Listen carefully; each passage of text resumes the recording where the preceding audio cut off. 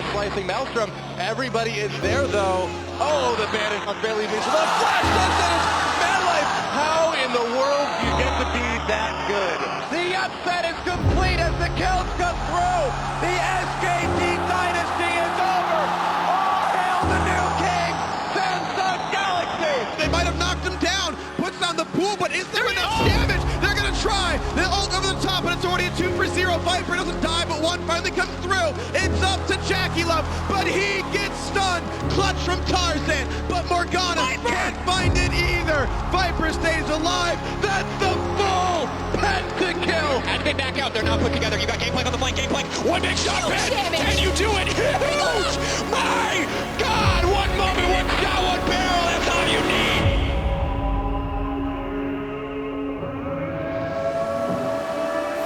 Rux doesn't actually have to stop pushing right now. They can delay the recalls. Flash arrows. Look at the arrow. Got teleport.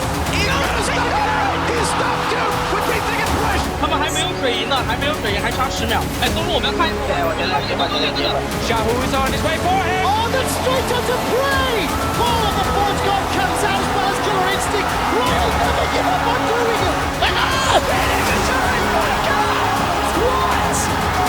You cannot get the start. No way! Oh my God, Def, no! The game was in your hands! TP coming in. Faker looking to make the play against Ruler. Owner goes in. And again, the combos are clean. The hostile takeover is damn well hostile. T1 looking to leave no survivors alive. There's ignited the entire team will get absolutely nothing. T1 in the clutch for 2 damn clean. Hey guys, before we get into our latest epic documentary, we wanted to let you know that we couldn't have made it happen without our sponsor, Progressive Insurance. Fiscally responsible, financial geniuses, monetary magicians, these are things people would likely say about drivers who switch their insurance to Progressive and save hundreds. Visit progressive.com to see if you could save. Now, let's get into the most iconic moments in League of Legends history. He's trying to do it, but meanwhile they're in the base. Yellowstar's trying to defend them in the base. Peke's trying to take the Nexus down. Is anyone going to be able to deal with this one? Few players have created a moment on the Rift so iconic that it etched their name into the game itself. But Enrique Cedeno Martinez, better known as Xpeke, is one of them. Back in January 2013, an era of League of Legends was coming to a close. Riot Games' newly announced regional leagues meant the sad, eventual winding down of third-party international League of Legends events like IEM Katowice. And during this conclusion of League's earliest chapter, one of esports' oldest rivalries took center stage and produced one of the game's most unforgettable moments. In the history of esports, SK and Fnatic are one of the most storied rivalries, but it really takes on a new shape in League of Legends, where these two Spanish mid laners, Ocelot and Xpeke, who are very much the leaders and powerhouses behind their respective teams. We started to call it El Clasico after the famous football rivalry because both players were always trying to one-up each other. And so that rivalry really just added this layer of drama to what was already a pretty exciting event. But there was more than just pride on the line. Whoever won this match would advance from the group into the playoff stage, so there was no shortage of motivation on either side. From the moment the match began, it was clear that SK were intent on making their early game draft count. They know that he's inside of that bush, but the question is, can they finish him off here? Yes, Soaz is going to get silenced up. It's taken him a year to react to that one as well. He is going to get ignited. This is first blood. 2 giant creep waves coming straight in. Oh, they're going to go on towards Peke. Can they catch him out? The Rupture does manage to keep him there. Also gets, oh, beautiful. Cyanide came in to try and defend it, and he went headlong straight into the web. Fnatic fell further and further behind, and by 22 minutes, it became clear that their only hope was to win the late game. So good play again from SK. Very systematic, Demon. Very, very systematic. 6-2 though the kills, and well, 6,000 gold advantage as well. 3-0 in turrets. But by 30 minutes, even though they were still behind in turrets and gold, Fnatic seemed like they wanted to try a team fight. And there is Cyanide actually going to get rooted down, knocked up as well. Can they finish off the kills? Peke going very low. Elite's going to get in there. Brilliant route, but is he enough to save them?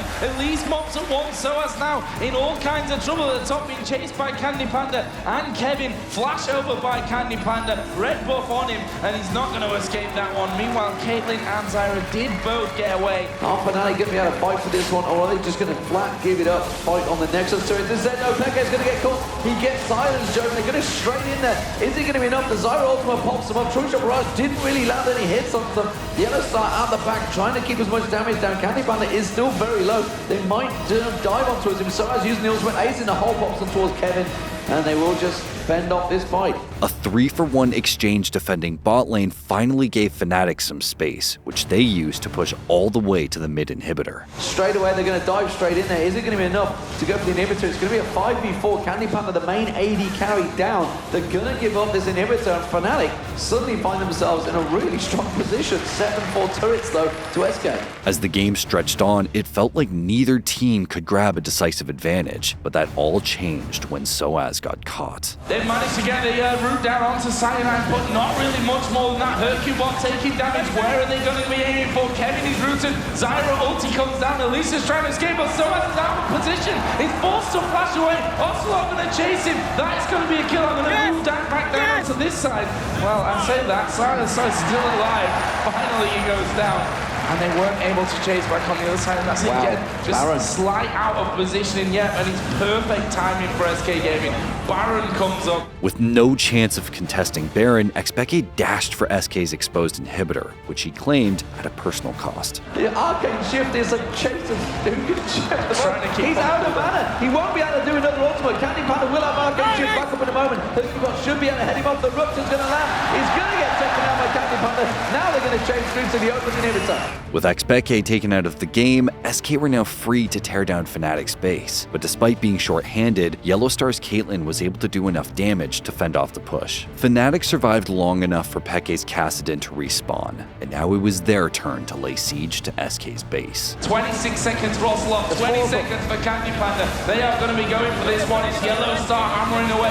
Xpeke is there as well. There is the first Nexus turret taken down. Second one's going to be focused. Can they finish off the Nexus? This is close stuff. 8 seconds for Candy Panda. They're going to focus in towards Yellowstar. Kevin goes low. Big Mike picking out Silence coming in there as well. And Rosen will go down to Kevin. So that's going to be the focus here as well. Yellowstar has to back away. Xpeke taking damage all over the place. How many Daly's going to land? Can they get him? Peke somehow gets away. And Fnatic not quite able to finish the job. Fnatic's bold move proved to be a disaster. With both Soaz and Narrated on the sidelines, SK's next push could be the game's last, but they couldn't seem to decide whether they would group to push down the base or try for more picks. Xpeke, having escaped the skirmish with his life, was less indecisive though. Instead of retreating to defend his own base, he saw the opportunity to end the game right there. You can see this coming in there. Peke's desperately on towards the Nexus. Kevin is going to be able to go towards him. He's trying to do it, but meanwhile they're in the base. Yellowstar's trying to defend them in the base. Peke's trying to take the Nexus down. Is anyone going to be able to deal with this one? Catches him with another axe. He's very low on health right now. They're pushing on the Nexus to him. Peke's back to get it. I do not believe it. Peke's stuck in there. Kassadin takes down the Nexus.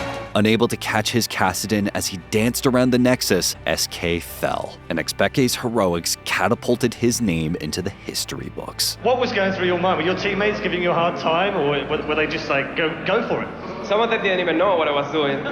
Some of them were like, just go back and try to defend as you can, and I was just teleporting and I don't know, I was not even thinking. While Fnatic vanquished their rivals in dramatic fashion, they ultimately didn't win the tournament. Even still, it's Xpeke's legendary play that everyone fondly remembers. This is one of those plays that absolutely transcends League, it transcends esports. I think it's important to note that it went viral at a time that League plays really weren't going viral. This was the very early days of the game, things hadn't really exploded globally yet, but I still really remember all my friends that played the game being excited and fired up about this moment. In-game, it's this ballsy, dramatic, risky play. Peke really just decides to put the game on his back and go for this backdoor that really feels like it should be impossible, but he manages to pull it off. And then out of game, it's just as memorable. That pop off, the Fnatic team going absolutely nuts is burned into my memory, and so is Ocelot having such an emotional reaction to this really high pressure loss. It's really this moment that Peke cements himself as one of the legends of the earliest days of this game. Beautiful play, well to Turtle stepping up. Chaos, you have something to answer right now because your replacement is doing a fantastic job. In the early days of North American League of Legends, TSM were the team to beat. But after a humiliating loss to Curse in Week 5 of the 2013 Spring Split, they decided to make a change. What I look in for players are highly motivated players and players that are professional. And lately, I didn't get that from Chaos. I wanted Season 3 to be extremely professional. I did not want Season 3 to be really messy like how it was in Season 2. So I told everyone at the start of the season that if anyone messes around and if anyone ever puts himself ahead of the team, that they'll be removed instantly. With Sean Chaos Wong, the team's AD carry, benched for showing up late to practice in Dallas, TSM rolled the dice on a relatively unknown Canadian player, Jason Wild Turtle Tran. When I was first contacted by Reginald, I didn't know what he wanted, and he asked me if I wanted to sub for this weekend's match in the LCS, and I was pretty excited. I was pretty stoked. It's my first time ever playing in the LCS, and I was kind of excited. It was really hard for me to sleep the night before. Wild Turtle is actually really, really good. And he actually has a history as a sub. He played for Legion in the mid lane at IPL Face-Off. Scar was tweeting him like, dude, that Gragas, how do I play Gragas like Scar, who's known for Gragas, Wild Turtle, teach me your ways. So, I mean, he can definitely show up and perform really, really well. So this was a really big risk for Reggie and TSM. Chaos was a founding member. He was a known quantity who had spent a long time building synergy with the team. And now he was going to get replaced with Wild Turtle, a relatively unknown, relatively unproven player. It could have easily backfired. Wild Turtle's TSM audition came against Complexity, and while TSM took an early lead in the game, Complexity clawed their way back into it, closing the gap past the 40-minute mark. Looking to take back their advantage, TSM targeted Complexity's exposed inhibitor in the bot lane, drawing them out of their base and directly into Turtle's sights. He's going to be able to find the out if he goes for the bandage toss. He doesn't really want to waste too much crowd control on that. Loudamores takes a bit of damage, but they've got positioning now. They could go for this one. Darius is in front. Darius taken very low. Loudamores still yet to use because of the sad moment. There it is. He goes out crescendo, hits the entire Complexity team though. Can they turn it around? Wild Turtle at the back, just hitting one after the other. There's a double kill for him. Loudamores goes in. That's going to feed him a triple kill. MIA strand. That's going to be a quadra kill. Can he get the pentakill? Front you 1-on-1. It's going to be the pentakill for a beautiful play. Wild Turtle stepping up. Chaos, you have something to answer right now because your replacement is doing a fantastic job, and that is the game for Team Solo Mid. You couldn't script this any better. I mean, to get a pentakill in your debut game in what was essentially a tryout, unbelievable. I can't think of a better way to announce yourself on the scene. As it turned out, Wild Turtle's aggressive, bloodthirsty playstyle was exactly what the team needed, and as a result, Chaos was never able to reclaim his spot as TSM's AD carry. Chaos plays a style that hasn't really changed much. When I play support with him, I'm pretty much always going to be in front of him, and now when I play with Turtle, I try to get in front of him, but he's always pretty much in the front. During his time with TSM, Wild Turtle helped the org to claim 4 LCS titles and represented NA on the international stage multiple times. But that might not have happened if it wasn't for his spectacular debut pentakill that no one could have seen coming. At the time, it's this was a huge opportunity for me, and I honestly didn't even expect to replace Chaos. I didn't even know if it was a real trial situation, more so than the first thing that was mentioned to me is hey, we're having problems with our ADC, can you potentially summon for 1 week? And I'm oh, okay, this is a great opportunity. Anytime I meet a fan, they're just I remember your pentakill, I remember that one. Everyone always talks about that one, and I think that's kind of what made me who I am today. When Insec comes in behind Yellow Feet, cues in, wards back, kicks it. That is so hard to execute. It's one thing when a player becomes known for a play. It's another thing entirely when they become immortalized for it. When the EULCS faced off against OGN at All-Star Weekend 2013, people were hoping to see top-level play. What they weren't expecting was a play so monumental that it would change the perception of a certain League of Legends champion forever. So in the 2 years since Lee Sin was released, everyone knew that this was a versatile, flexible bruiser whose job was to get behind your opponents and kick one of the enemy players into your team. It was that simple. Everyone thought, though, that you had to wait for this golden opportunity to come up until Insec came along and showed us that you can create that opportunity for yourself. As the Europeans postured for a teamfight bot lane, they figured Choi, Insec, Insoc's Lee Sin would try to close the gap on their carry, but they weren't ready for how he was going to do it. Could just be because he got a good early start and they're going with it, but it's definitely impactful for this game. And the fact is, nobody talks about who would maybe get that as Lee Sin is going to go in the onslaught. Yellow Pete gets knocked up. Kennan's going to go into the middle, but Yellow Pete will die. Madline's going to fall down as well. Edward's going very, very low, gets a pull up in the end, but they're ripping through the rest of them. Double kills coming out for Shy, and they're not done just yet. They're going to chase down Diamond. There is the Knights of Caliban through the wall, the Pilto of Peacemaker. Insec didn't simply Sonic Wave into Resonating Strike. He planted a ward behind Yellow Pete's Varus milliseconds before hitting him and safeguarded his way onto that instead. Since he was behind Yellow Pete, he could use Dragon's Rage to knock the stupefied ADC back into the arms of his waiting teammates. Insec comes in behind Yellow Pete, cues in, wards back, kicks in. That is so hard to execute. Even though Europe tried to calm Wood and made really everyone sit on the Rumble ultimate, they'd already lost their AD carry, and they burned all their CC release and counter initiation, so the rest of Korea just chased down Europe. And Shy even survived at the end of that one, even being on such low HP. Real credit to the start there from Insec. Nowadays, the Insec, named after the fabled All-Stars maneuver, is considered to be a rudimentary part of Lee Sin's kit. In game 1, G2 did a great job of avoiding these fights, but this time around with Fahey on the LeBlanc. Kick over the wall, Clint! Wow! Putting on a Lee Sin clinic as Burke goes down. But back then, it was revolutionary. It's going to be almost your everyday fight, except that Insec gets an amazing initiation on Yellow Pete. Let's roll it. Watch Insec. He's amazing. Jumps actually to a ward, kicks Yellow Pete forward, and then everyone follows up. He calls go, and they get him for free. And then it's a very close fight for EU. They almost get the damage, but watch this. Insec shields Shy so that he doesn't fall to Diamond's Q spam, and they're able to just clean up the fight from there. Insec was super on point that entire game. Played absolutely beautifully. Lee Sin and the Insec have been intertwined ever since. Riot literally have to take that move into account when balancing this champion. You can't think about Lee Sin these days without thinking about that play, and you can't think about Lee Sin without thinking about Insec.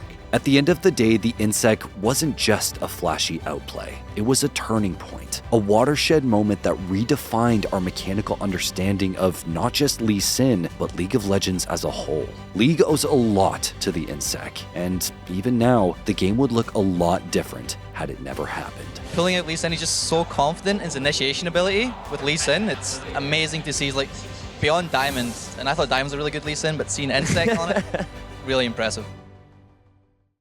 Beto Faker maybe in trouble here. Deathmark tries to clean it up for Ryu. Oh, look at the cleanse, look at the moves! Faker, what was that? Lee Faker Sung-hyuk wasn't always the biggest name in esports, and many League fans first heard his name after a truly outrageous outplay that left even the casters flabbergasted. It's also the kind of play that will never happen again, thanks to OGN's unique rule set in the earlier days of League of Legends. As the two teams clashed in an open-air stadium, the rules called for a blind pick in the event of a Game 5. After SKT T1 lost the first two games, that scenario seemed unlikely. The whole day was just crazy, right? As far as that match goes, because it was an outdoor match, which is exciting in itself. It's kind of fun to get out of the studio environment and, you know, be in front of a huge crowd outdoors. But then it also rained at the beginning of that match too. That kind of set the tone for this to be kind of like a unique day as far as the cast goes. And then the match ended up being really, really close, obviously. It went all the way to Game 5. It looked like SKT in the first couple games were just done. Coming in over the top, Impact is right there though.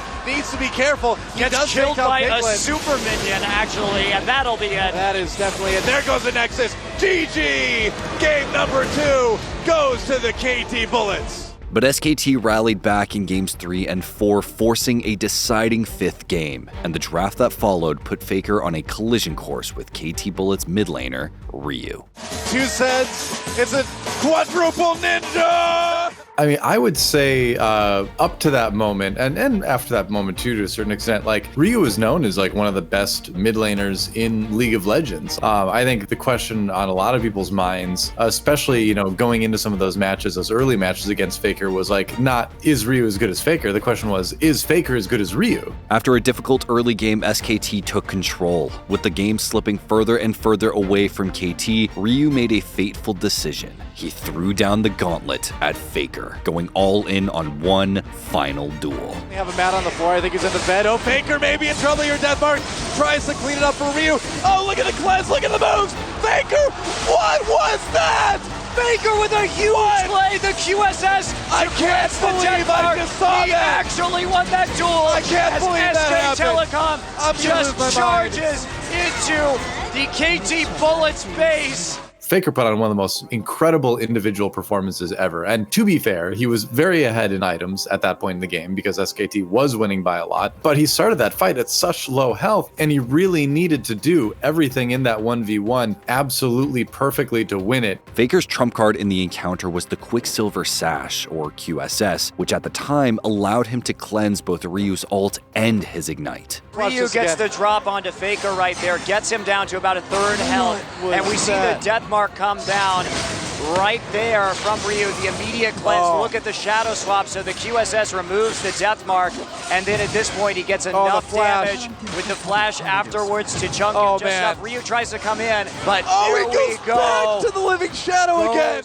It all happened so fast. In one brilliant sequence, Faker had ensured that fans of League everywhere knew his name. This is a play I am never going to forget. It is burned into my brain, and I think that's true of everybody who watches a lot of League of Legends. And for me, I think it doesn't matter that the game is almost over, that they would probably win even if Faker didn't find this impossible outplay, because it's this moment where he absolutely seals his status as the best player, where he finds an outplay that nobody else on the planet could ever possibly find. And obviously it's also this moment where the myth around Faker, the unkillable Demon King, is really truly born. The play became a viral sensation, and so did Ryu's understated reaction to it, marking the moment as an unfortunate reference point for the rest of his career by both opponents and teammates. That was the final like nail in the coffin. If you were still a KT fan and you had any like extra holdout fan hope that they had a chance to come back in that game, it was gone after that. Faker put that team in the ground by winning that 1v1. It's been more than a decade since that rainy night in Seoul when Faker clinched his first of what would be many domestic titles. But the legacy of this prodigious outplay remains arguably his most unforgettable act on the Rift. Look at him, he's still alive, he's still surviving, he stays alive. Ace for Royal Club, what an amazing fight. When the term AD carry gets thrown around, there's one name that stands above the rest: John Uzi Jihao. But back in 2013, his rookie season, he was still making a name for himself with unbelievable plays. 球童这个大招法大出的威，同时也是配合的小秒这样子。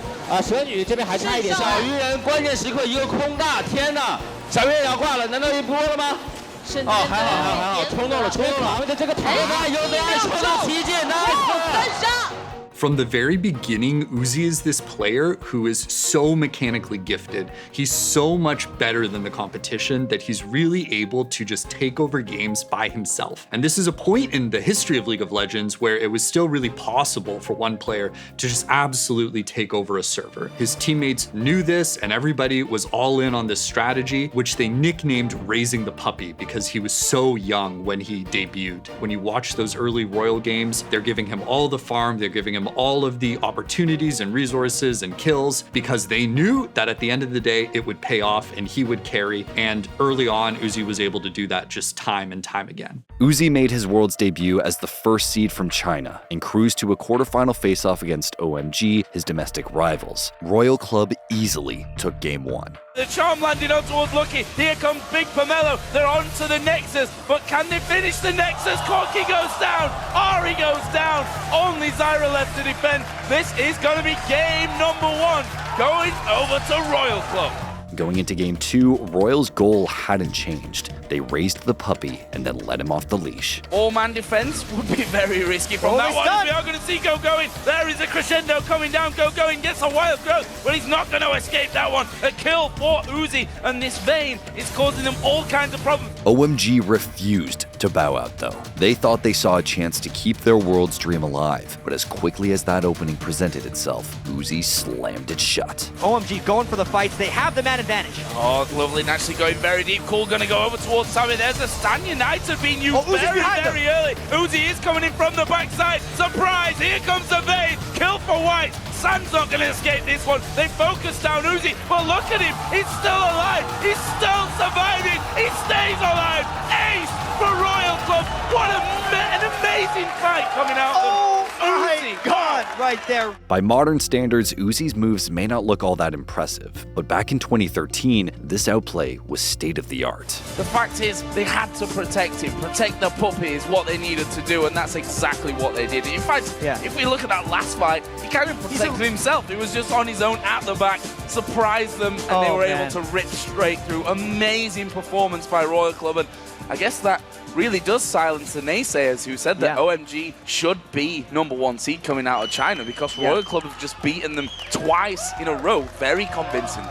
More importantly, it heralded the arrival of arguably the greatest ADC in League history. Uzi is a player that transcends results, that transcends individual games. He's someone that is always going to be remembered as one of the greats. And I think something that's really telling is that Uzi played in 2 World Finals back-to-back at the beginning of his career, but it wasn't until years later that he would finally get that international trophy. But still, a bunch of people in this period considered him the best AD carry in the world. He was so electric to watch. He was so exciting. And I think the fact that he built up that reputation and that legend in the game, even without the results, says a lot about the kind of player that he was. Uzi went on to add countless highlights and crazy outplays to his portfolio in the years that followed. But this Vayne outplay is where his legend truly began.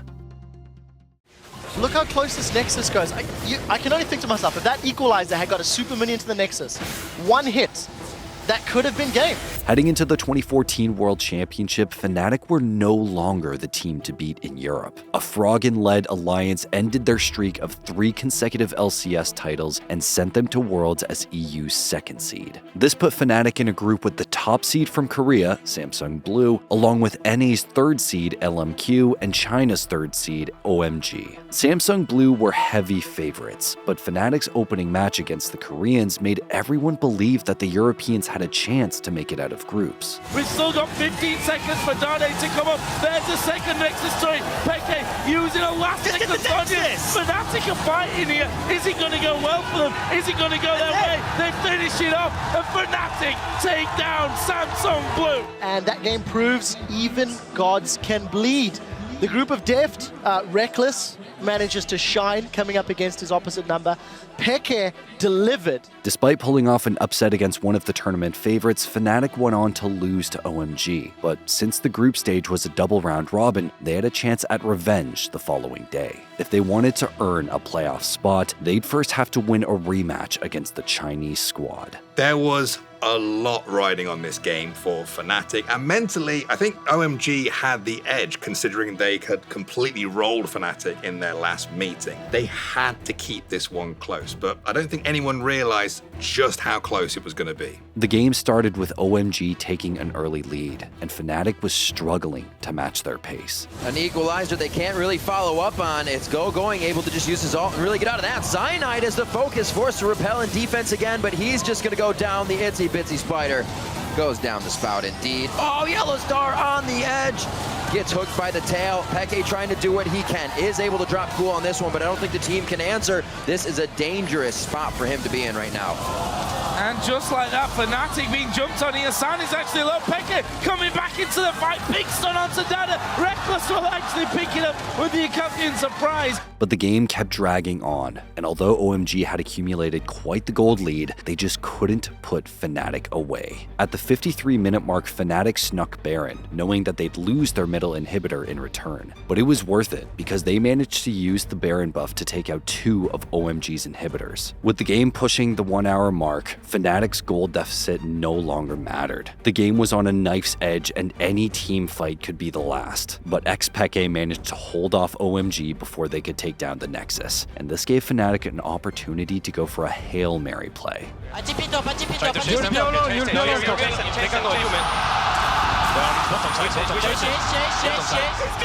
the Nexus here as well. Soaz trying to be the hero. The recall's coming in, but Soaz is on it. One goes back, the rest come in. He's not going to get it. Down. I don't think he's got the damage here, but the super minions are coming in. I say he's not got the damage for the Nexus. He's down to half HP. He's already used his flash, and he will end up falling down. Rekkles managed to kill OMG's AD carry San, while xPeke and Cyanide rushed the Nexus. But nobody could have predicted what would happen next. Can Cyanide slip in as the spider on this one? Will they be able to get it? Peke up from the Guardian Angel. A few more hits. Will this really happen? 66 seconds. They save the Nexus.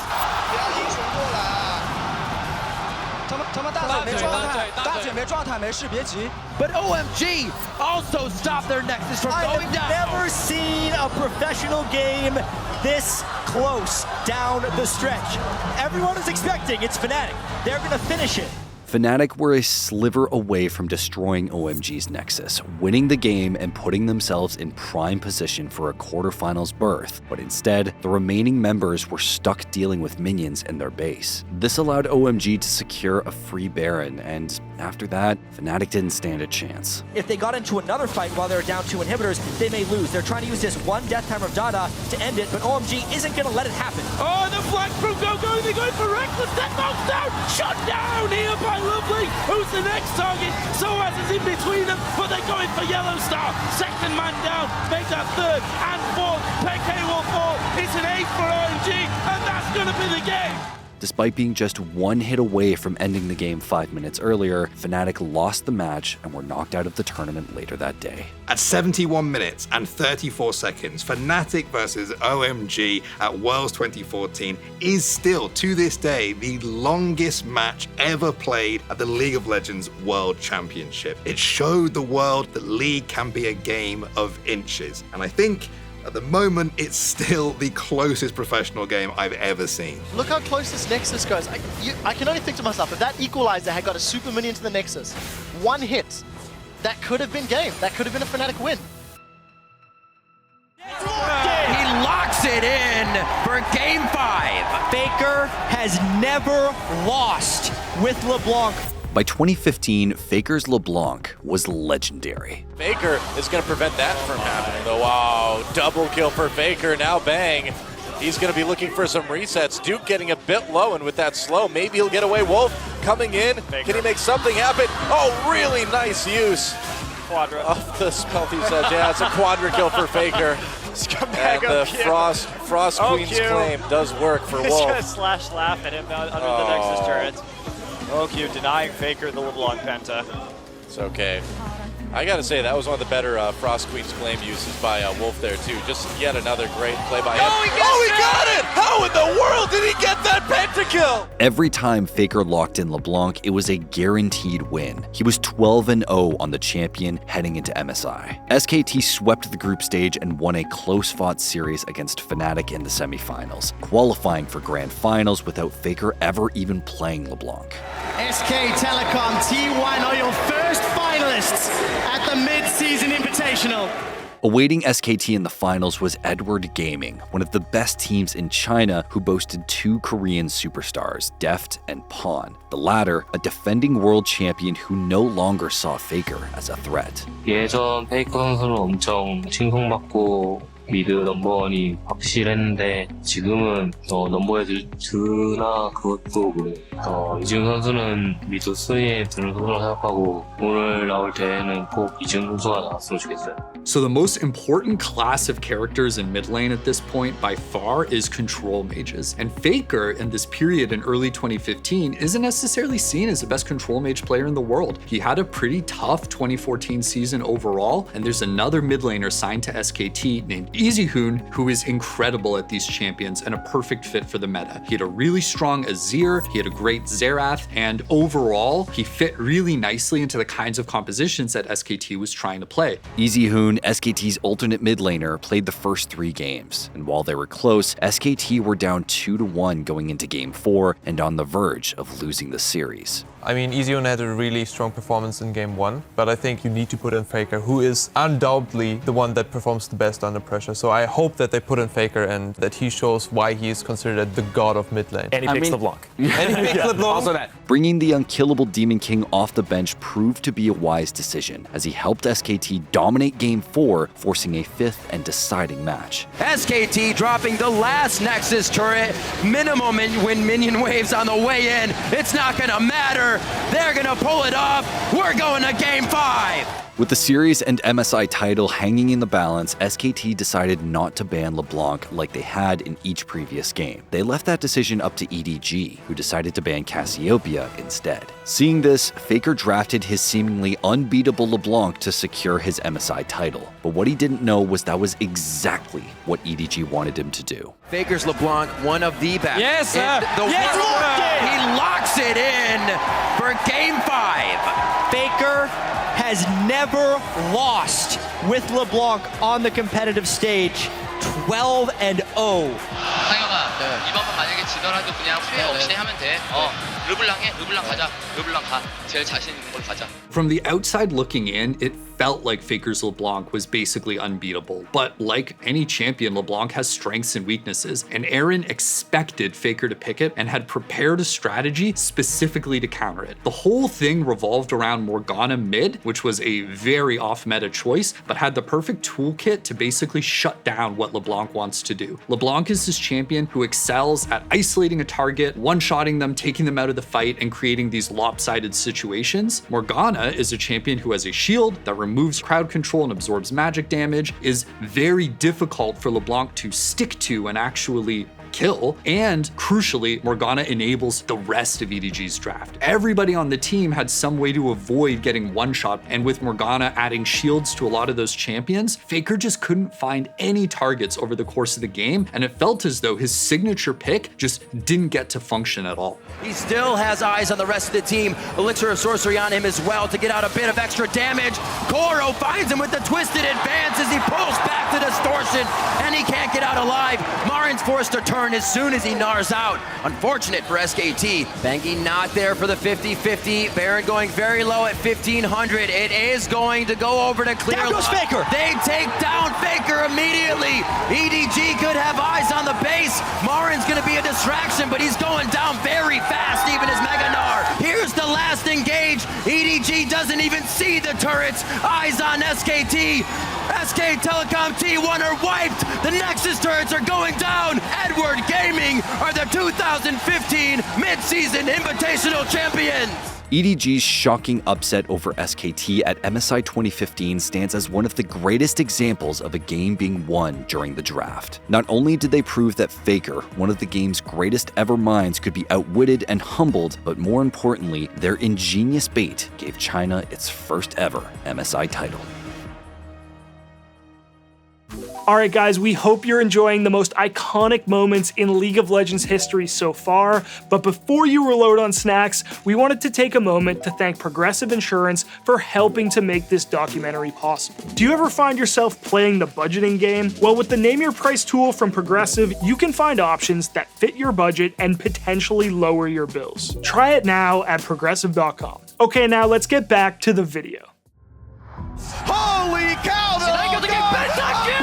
Kill for balls! That's why he's been picking Darius.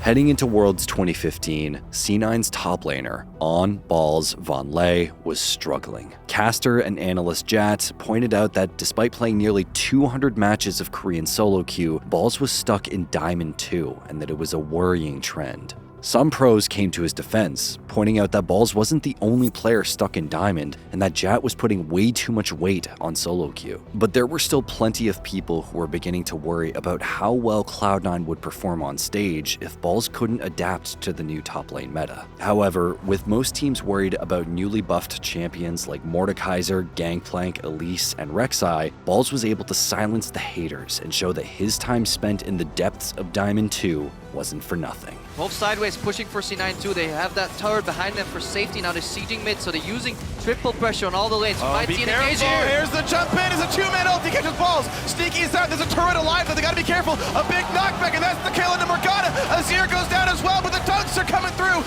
A double kill for Balls. A triple kill for Balls. Holy cow! Kill for Balls. Holy cow!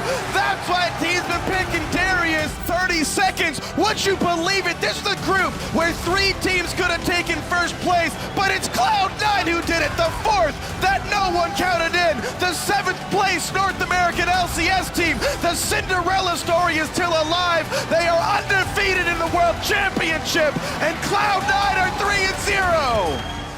Balls was getting memed on for being a liability for Cloud9 before the tournament even began. He was a scapegoat, and then when they needed him most, he got them off the ground in groups with a pentakill, something which you rarely see at Worlds anyway, and he did it with the most comically busted champion at the time. And Balls, I gotta go to you first. Finishing everything off with a pentakill after all the criticism you've had to bear with in the last couple of weeks. How did you manage to come strong into this game and even pull this off versus this team? Well, all that Diamond 2 practice. I don't know. My team trusted me. I accepted all that criticism and took it to heart. I just kept practicing and finally showed. Now, this tournament was a weird one. 2 months before the event, Riot decided to show some love to Darius and other neglected champions, giving them a massive rework as part of the Juggernaut gameplay update. We really wanted to take a look at characters who we feel haven't found their home in League of Legends in a long time, and we kind of like dubbed them the Juggernauts. Right. Kiwi, so tell me, how do you feel about these guys? Because we were all in a playtest yesterday. Things got a little out of hand. Well, it was pretty interesting playing with like 4 big old meatballs. Most notably, when Darius reached max stacks with his passive or killed an enemy with his ult, he would enter Blood Rage. This gave him 40 to 200 bonus attack damage and applied max hemorrhage on hit for 5 seconds. The problem was that this also applied to his Q, Decimate, which now healed him for 10% of his missing health for each enemy champion hit, up to 3 times. Since Darius's ult already reset upon each kill at max level, this made him a pentakill machine. Darius was dominating solo queue leading up to the event, and once Worlds got underway, teams learned just how powerful these reworked champions could be. Instantly, Darius gets 5 stacks, and the fight's already in retreat because Tristana and Azir are in a safe position with DPS. Darius is healing. He got buffed, so he gets more healing with more champions around, and after that, you know, they should have probably just disengaged right from the get-go, but because the comp is so explosive, you all in, win or lose. Unfortunately, C9 fell victim to the infamous NA Week 2 curse and still missed out on playoffs despite starting the tournament 3-0. Faker and SKT went on to win the event against their rivals, the Coup Tigers, but Worlds 2015 was overshadowed by the massive imbalance that came with Riot's Juggernaut update. Gangplank and Mordekaiser were banned in nearly every match because of how busted they were, and they won each of the 4 games where they squeaked through the draft. Teams on Red's side were basically always at a disadvantage because they were forced to ban 2 busted Juggernauts and usually a jungler like Elise or Rek'Sai rather than targeting specific opponents. Balls' play cast a glaring spotlight on the Juggernaut meta at the time, and even forced Riot to rethink their whole patch strategy going into international events. That single pentakill wasn't just a crazy or funny highlight, it literally changed professional League of Legends forever. But regardless of how bad the meta was, and how much the community disrespected him, Balls was the first, and remains the last, North American player to ever get a pentakill at Worlds, which is something that can never be taken away from him. Holy cow! Pentakill for Balls! I never doubted them! Counter Logic Gaming with the most unlikely victory! North American League of Legends has always been a bit of a meme. Even when they tried importing top talent from other regions, they just couldn't compete. Disappointment after disappointment made the region a laughingstock on the international stage. But at MSI 2016, Counterlogic Gaming changed all of that. CLG had had some decent domestic success in recent times, but they were still a North American team. They were inherently underdogs going into an international tournament. Fresh off of winning an LCS spring title, CLG flew to Shanghai with a lot to prove. I think the mechanical skill is like very high or pretty similar across all regions. And then at the top, what separates teams is how they play together as a team, how they play towards understanding how to win the game, how they understand how to play against certain teams. No team is really unbeatable. Every team has their strengths, their weaknesses, and any team can lose. With the defending world champions SKT in attendance and a star-studded Royal Never Give Up playing on home soil, CLG's chances of making the knockout stage were grim. While early upsets against Flash Wolves and G2 gave NA fans a sliver of hope, a loss to Supermassive on day 2 of the event made it seem like the North Americans would choke again. But against the defending world champions SKT, CLG flipped the script. Counterlogic Gaming are looking for the purple buff. The hammer throws Wolf into the pit and CLG get it. Sticks this on the front line. Flashes, he's down. There's no more damage from CLG, but he's the one that has to do it. He's being jumped on by Duke. They've managed to kill Bang. Both ADCs are dead and CLG in a numbers advantage. They're looking for Faker. They've got him. X-Smithy kills Faker. Counterlogic Gaming looking for an ace. They've got Duke chasing him down. Pounce after pounce. And X-Smithy tags him, kills him. CLG may have done it. CLG are pushing SKT. And it looks like they're going to do it. The focus is the Nexus.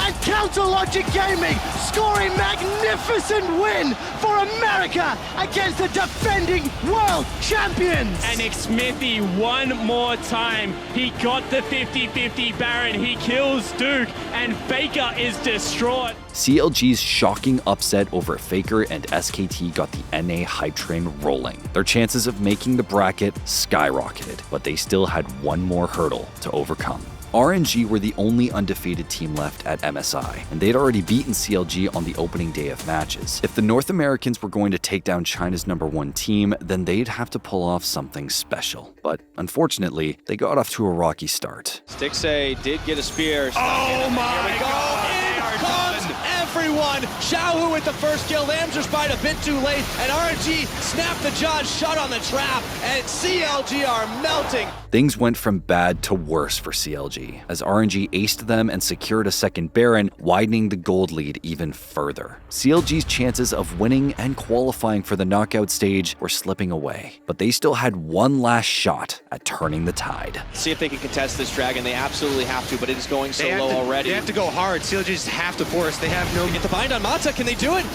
Lambs just bite Baron, a dragon ain't dying, I should say. Stixay does get Mata. The dragon goes down, it's secured by X-Smithy. That is the first one tonight. Can they do it? Can you believe? Do you have the faith in CLG? Because they just secured 3. Looking for 4. Looking for it. And can they end on this one? That clutch dragon steal from X-Smithy snowballed into a winning team fight, then a Baron, and then middle inhibitor. RNG looked to stop the bleeding by initiating a team fight, but CLG were more than ready. CLG need to reset. Flank, it's coming in. It's going to be Looper. Darshan gets the wind up. Where's the pitch? It's not going anywhere, but in comes Looper. Now, Looper is actually going to have to back off, but can they flank again? Darshan a little low. Denmark onto Huhi, and they're starting to help, but Xiaohu is shut down by Stixay. I don't know how this one's going to turn out, and that's insane. Looper is going low, but he chrono breaks back. A double kill for Huhi. A kill for Huhi. Oh, I can't believe it. A triple kill. That's going to be the ace. Looper is down.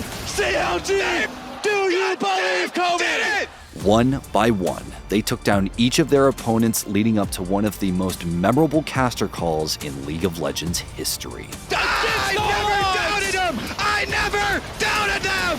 CLG, Counterlogic Gaming with the most unlikely victory! After watching NA get beaten down year after year, Kobe couldn't help but share his immense sense of pride for the LCS squad and his former team, as they defied all expectations and took down one of the tournament favorites. I I never doubted him! I never doubted them! And CLG used that momentum to make a run all the way to the final, where they fell short to SKT, earning NA their best ever placement at a Riot Run international event at that time. Sometimes people wonder why North American fans still hold out hope at every international event, and I think it's because of moments like this. CLG at MSI 2016, that tournament, that run, it gave people hope for years. Gets the GA! Double lift! Kills everybody! They've got 3! Impact goes down! And A's for TSM! The C in ADC stands for carry, but only a few incredible players have truly lived up to that moniker. And during the 2016 LCS Summer Playoffs, Yiliang Doublelift Pang showed the world exactly what it meant to do just that. TSM were one game away from taking the grand finals against Cloud9, a statement win that would help fans to forget the roster's disappointing spring and would fulfill the promise of their 17-1 summer season record. But as the game stretched past the 30-minute mark, neither team was able to take a decisive advantage. Seizing the moment, TSM was able to take C9's top inhibitor, but their advance came to a screeching halt. And now you wonder if C9's going to try and section these guys off. They're a supportless team. They do have the advantage. And Weaver's wall's still up. They can completely cut them off. Here comes the play. Meteos' Guardian Angel finds the front line. The knockback comes in. Doublelift gets the ulti in. Here comes the battle. Smoothie has to kite back. Shield is on. Sun's going to lose his Guardian Angel as well. And here comes the revive from Meteos. He's going to go down. Bjergsen down to half. Here comes the battle back as Sven's going to lose his life. Both junglers now dead. 4v3, but Smoothie's injured. They've got to be careful. Doublelift can clean it up. There comes the damage shot, but Smoothie's going to go down. Haunts are staying alive. Oh, the Megadar hits up the impact. And Doublelift is the hero to Bjergsen. And he's going to use the Zonias. Now what's left for him? Jensen gets some. It's an ace for Cloud9.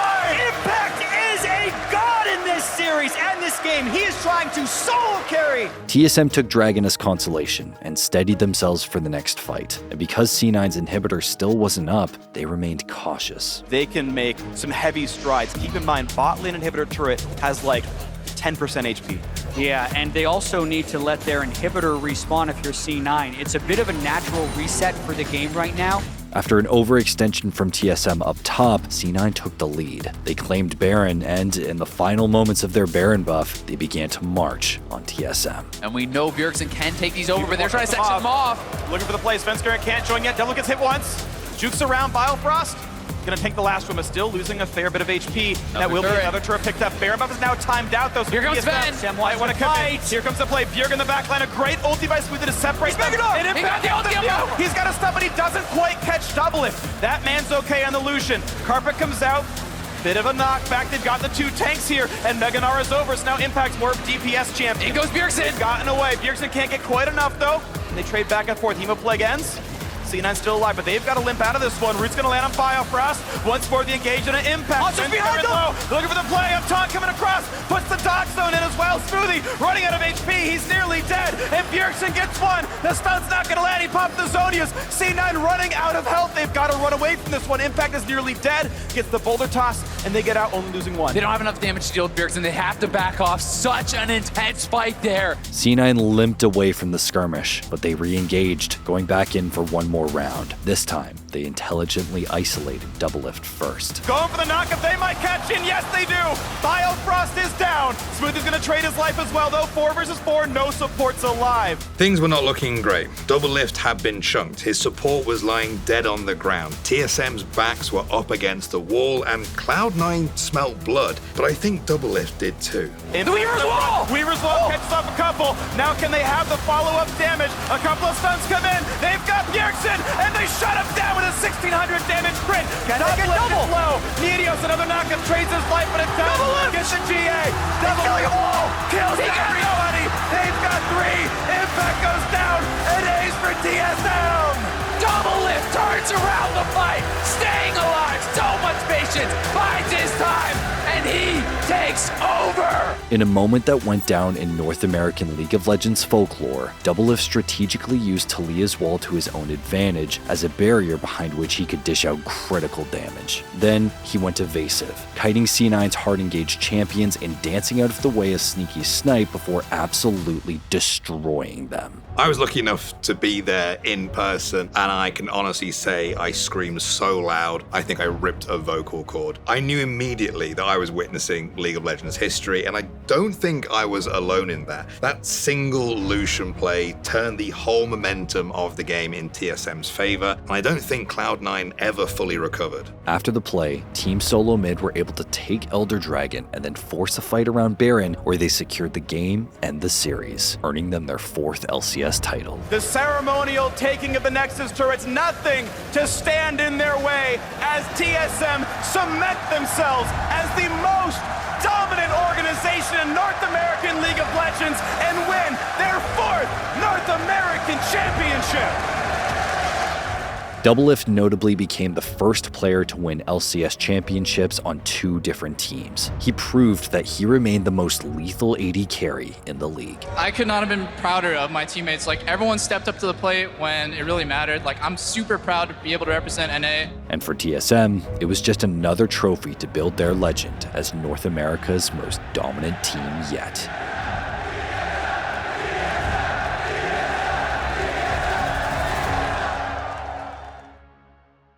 Doesn't actually have to stop pushing right now. They can delay the recall. The arrows. Look at the arrow. He can teleport. He stopped him. After SKT took down the KOO Tigers to win Worlds 2015, everyone wanted to see a rematch between the 2 Korean giants. The Tigers' infectious personality earned them plenty of new fans, and many thought that they were the only team who could challenge Faker and SKT in 2016. KOO, now known as the Rocks Tigers, were looking stronger than ever and were fresh off an LCK summer victory. And despite a shaky start in groups at Worlds, they made quick work of EDG in the quarterfinals to earn themselves a rematch against SKT. There's so much excitement going into this series. I think for almost everybody watching, this is the matchup that everyone had been waiting for. But I think it's really important to note that SKT has always been this sort of kryptonite for the Tigers. And the whole time this team has been together, they've never taken a best of 5 against SKT. They win Summer that year without actually facing SKT in the bracket. So going into Worlds, a lot of people thought that the Tigers might be the best team in the world, but they had to prove that they could actually overcome Faker's SK Telecom, this giant that they'd never actually been able to slay. And when we finally get into game 1,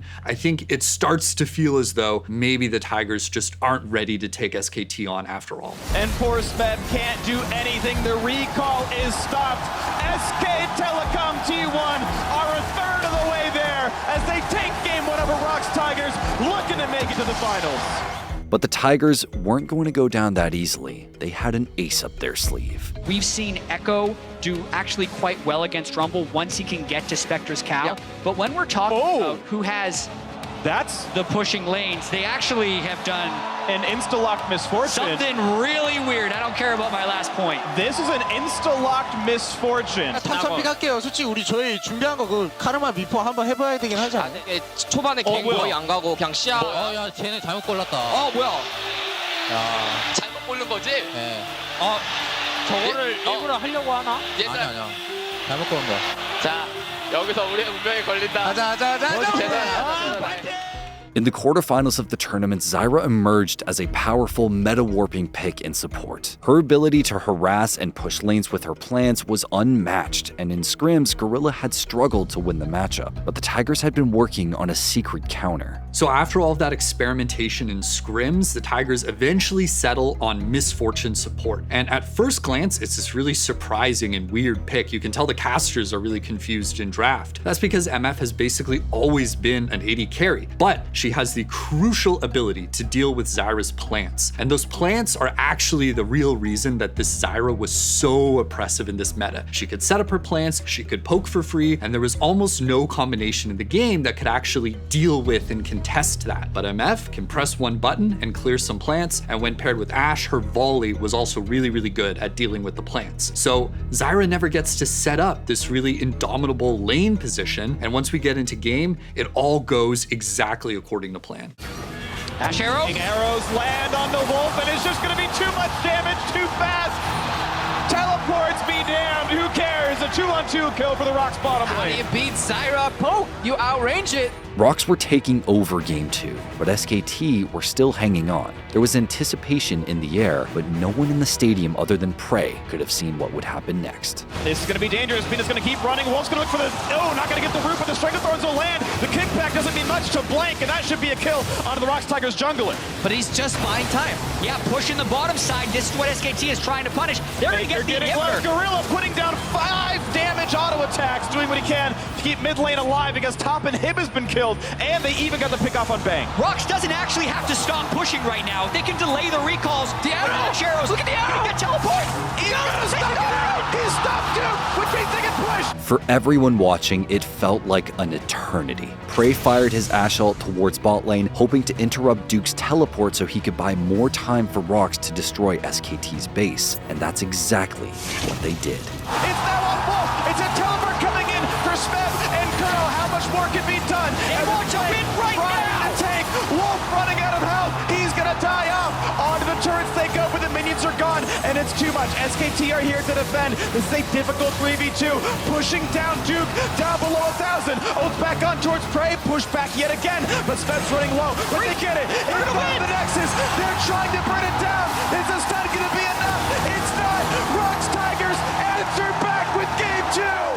With some brilliant decision-making from Prey and an unconventional comp, Rocks evened up the series. They even took Game 3 with Misfortune support once again. But SKT learned their lesson. They subbed Bengi back in for Map 4 and banned Misfortune immediately, going on to win the rest of the series and ending the Tigers' hopes of lifting the Summoners Cup for a second year in a row. It was heartbreaking and ended up being the last time we'd see all 5 of the Tigers together on the world stage. But for one moment, it felt like one Ash arrow and a band of brothers nearly toppled SKT's dynasty. This was just such a special team to watch. It was the perfect combination of incredible players on the Rift that were always on the same page, but also 5 people that were just incredibly close friends outside of game as well. But this also all happens at this time that the league scene is really starting to develop and become this big business. A lot of the best teams in the world had huge amounts of infrastructure. You've got personal chefs and coaching staff and training facilities, and the Tigers are the complete opposite. They're just 5 guys that loved playing together. They didn't have a big sponsor. They didn't have a team house. Famously, this is a team that prepped for Worlds 2016 by scrimming in an internet cafe. So it's this real David versus Goliath, an underdog story. It doesn't feel like this team should have been able to become the best team in the world at any point in 2016, but they still did it. And it's the reason that there had never been a team quite like the Tigers before. It's the reason why I don't think there's ever going to be a team quite like the Tigers again.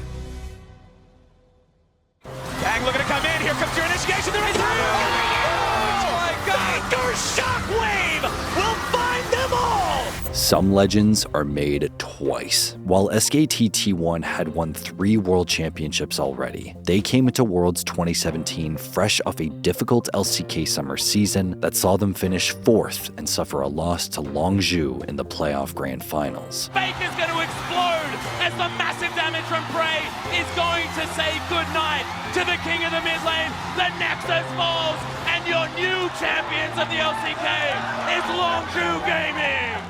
No one could deny the team's talent, but the issue at hand was whether SKT was a strong enough team to overcome the competition at Worlds. To put 2017 into that context, we were feeling like things were a little bit shakier. The feeling in the air was that there was something on the horizon, and it's like an air of change. Even in SKT, when they were dominating in spring, it didn't feel like the same level of domination. It was an odd time. And to get their answer, many eyed their group stage matchup against the LPL's Edward Gaming. EDG were the most dominant team in China's domestic history at this point, and they looked as strong as ever. Clearlove was already a legendary jungler. Scout had been Faker's understudy on T1 and had become one of the best best mid laners in the LPL at this point. EDG looked incredible, and so the expectations on them in this tournament were already very high. But for all their skill, EDG still had to deal with the most dangerous mid laner in the world, Faker. Teams do this to him a lot. You'll see a team's whole plan just be, all right, keep this guy contained. And sometimes it's going to go better than others. Sometimes they're going to find the pressure, they're going to find those windows, and EDG had a crazy lead throughout the early and mid game. EDG put all their efforts into controlling Faker. He was harassed from the very beginning of the game, putting him in an increasingly difficult position. Clear love, he needs to be active early on, he needs to be successful. He wants the first gank. Let's see if they can find it. Flashing to the knockup, one to Faker is going to be taken low. Scalp still looking to find the damage. One more auto attack might be able to do it. First blood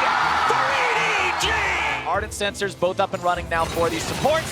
As mid lane, they call down the equalizer onto Faker. The burst is there. Who cares about the shockwave? Another kill! EDG were stomping on mid lane. At 24 minutes, SKT still had yet to find a kill, were down 10,000 gold, and had just lost their mid inhibitor. This game seems pretty much out of reach. We had a saying, if there's a 10,000 gold lead before 20 minutes, the game's almost literally unwinnable. Like, it's just impossible. And this was back when dragons gave gold, and getting a 10,000 gold lead was actually easier. After that, it became more difficult to get a gold lead that early, and you just don't see a team coming back from something like that. It's almost unheard of. SKT only had one way back into the game, Baron, but EDG knew that. So as EDG moved towards Baron, they spotted some members of SKT and pinged, expecting a possible ambush, one they thought they could survive, but they were wrong. They're saving the Drake for now. They got two already. Bang is hiding. He's coming. Bang looking to come in. Here comes your initiation. They're right through. Oh my God! Faker Shockwave will find them all, and SKT with a hell of a response will take down 4. They did it! They fought back from a 9,000 gold deficit and won a team fight against all expectations. Rumble could not get the perfect equalizer because in half a second, everyone's health bar exploded. One mistake, and a team like SKT will punish you and they will take it all. Wolfsrakam pounced first, knocked up 3, and landed the charm. That was followed up by Huni's Cho'Gath, who silenced them all, and then Faker's Shockwave just sealed the deal. It was a masterclass in crowd control and resulted in an incredible team fight. SKT got one of the filthiest combos ever in a pro game, and did it while massively behind. The Gambit paid off. There had to have been a conversation about, we're about to lose. We got to do a Hail Mary play. If you see me go, you go. This was the team that defined League of Legends for so long. And so that coordination is not unexpected. It's not surprising. It's just the fact, to me, that they pulled it off in this game. This Wombo's out of this world. It all starts with that engage from Wolf on the Rakan. And pick he picked up fairly late in the Summer's play, but had some very impactful performances on in the playoffs, using it here to start the fight, set up the Shockwave. T1 took the momentum to win another fight, and then Elder and Baron. One play changed the fate of the game instantly. Getting himself away from Faker, Culling comes down, equalizer also going to be used, Redemption now to continue the fight, but it's Clear Love who drops first. SKT continue the charge. Clear Love taken down means there is no front line for EDG. SKT continues the push. The Featherstorm comes out but won't be finding anything, and SKT will look to end the game here. Scout barely getting himself away. Now going to be jumping around. Now going to be brought down. Faker grabs the kill in the mouth. Bang with the killing spree on the Scout. Watch Iboy. And no matter how bad things looked, SKT still looks to finish here. Iboy alive. You've got to be mindful of the Xayah. Mako there to give him the Ardent Sensor. Look to keep him alive. Iboy knocked up. Now going to be juggled. Now taken down. SKT. Legends for a reason. SKT and Faker's legend as the team that never gave up grew after this incredible play. And with how they turned such lopsided odds, it's clearly an iconic moment that remains unforgettable even today. Who is on his way for him? Oh, that's straight onto play! All of the Forge God comes out as well as Killer Instinct. Royal never give up on doing it! For a long time, Uzi was the best player to never lift a trophy. Time after time, he'd come incredibly close, only to fall painfully short at the final hurdle. Samsung White are on towards the Nexus turrets. Look at the damage that they have there. The first Nexus turret is going to fall. Only Lulu really there to stop them. The second Nexus turret fall. They're going to focus in on the Nexus itself. And Samsung White are the 2014 World Champions. So by the end of 2017, I think there was this real sense that there was a bit of a ticking clock on Uzi. And even though he was relatively young, he was still in his early 20s because he went pro very young, he was running out of opportunities to really win that big international trophy. The reason for that is he was dealing with a lot of really serious injuries outside of the game. He was doing everything he could to manage them, a huge amount of physiotherapy and seeing doctors, but ultimately there was this sense that he might not have many years left of really being this incredible star player. I think a lot of people watching the game at this time felt as though every minute, every hour that Uzi was actually in the server playing League of Legends was sort of this precious resource. So if he was finally going to get that title, it was going to have to happen sooner rather than later. But 2018 looked like Uzi's chance to finally secure his legacy. Uzi picks up a double, and there's only one member left, and it's Ray. All they need to do now is dot the I's, cross the T's. RNG, they have set themselves up to win. Where were you when history was made? Because here comes Uzi. The curse lifted. The prophecy has been fulfilled. Uzi now reigns as king. Royal, never give up. Champions. Uzi is playing the best that he ever has in his career. Normally when you have a domestic split from Uzi, he still makes a lot of uncharacteristic mistakes that you don't normally see from him on an international stage, but he was just a completely different animal. It used to be before that Uzi was kind of this mad dog on a leash and his team just kind of held the leash back. This time around, he's more of the leading sled dog, you know, charging forward to victory and really paving the path for RNG. Uzi and RNG's triumph in the spring qualified him for his first ever MSI, and he was out for blood. MLXG, he's going away. Elder's going in. Picked up by Fnatic. Now the fight needs to happen. Glacial Fisher comes down, and Uzi gets knocked into the air. Fnatic are backing away. Minions are still pushing into their base. That's a root. That's a dead Blippo. He gets turned into zombie Scion mode, and Fnatic are running for their lives. Keep your eyes on Reckless. He's caught. He's silenced. He's feasted, but he's not dead yet. Finally, Xiaohu takes him down. Royal never give up. The quadra kill for Uzi, and Fnatic are dumpstered. PDD into the back line, interrupts the Xiaohu ultimate, as now he looks to go up into the air with the hero's entrance. Uzi grabbing the kill onto Pina. Kong gonna be going down next. Let Me goes on a killing spree, but now it's Gorilla into the back line, silenced up after getting off the quickness. Zaya ultimate comes down, BDD grabbing the kill onto Xiaohu. Now he's taken down Uzi with the killing spree, as Gorilla looks to run away, leaving prey for dead. Let Me goes on a rampage, and MLXG will finish this one off. Xiaohu putting the damage on the Nexus turrets. They're still able to look for more into the fight, as they proc the GA onto MLXG. He's gonna look to be taken down here, but instead the damage comes through. Fanatics members will fall, and RNG will win the fight. Reckless, critically still alive, trying to make a last-minute stand. Ming is taken low, Letney's taken low, MLXG hammering down on an Nexus, but that is game, and RNG will move on to the finals. For the first time in 4 years, Uzi was in an international final, but he'd been there twice before, and it always ended in heartbreak. If he wanted to etch his name into the history books, then he'd have to show up when it mattered most. If I truly believe that Uzi is the best player in the world right now, then he needs to prove what Faker has already done, that you can look across from your opponents, that you can hard carry your team, and that you can be the difference in a very close matchup. Now, RNG are the best team in the world right now at playing from behind, and even if Kingzone do get those snowballed victories, I have to have faith their defense will hold strong and that Uzi will define his career today. RNG and Kingzone traded games. Uzi dominated game 1, only for Kingzone to bounce back and even things up. RNG returned the favor by stomping game 3, putting them on the verge of victory. With Baron empowered minions and 60 seconds to go, Kingzone have no defenses, have no power, and have nothing to stop RNG.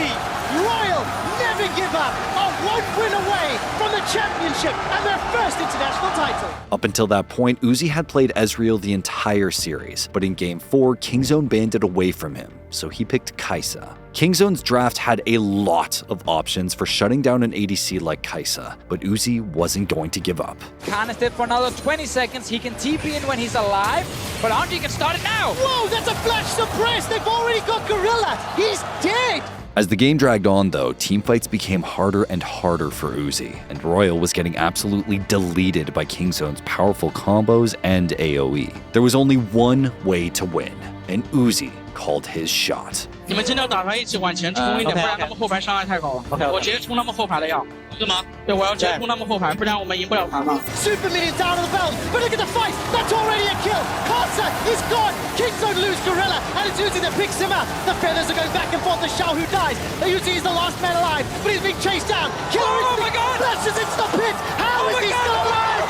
Uzi is doing it. Ilawi tentacle and Baron finish him off. Uzi keeps RNG alive. And then, minutes later, he saw one more opening. 他们还没有水银呢，还没有水银，还差10秒。哎，松露，我们要看一波。对，我觉得这会这个。Shahu is on his way for him. Oh, that's straight onto play. All of the Forge God comes out as well as Killer Instinct. Royal never give up on doing it.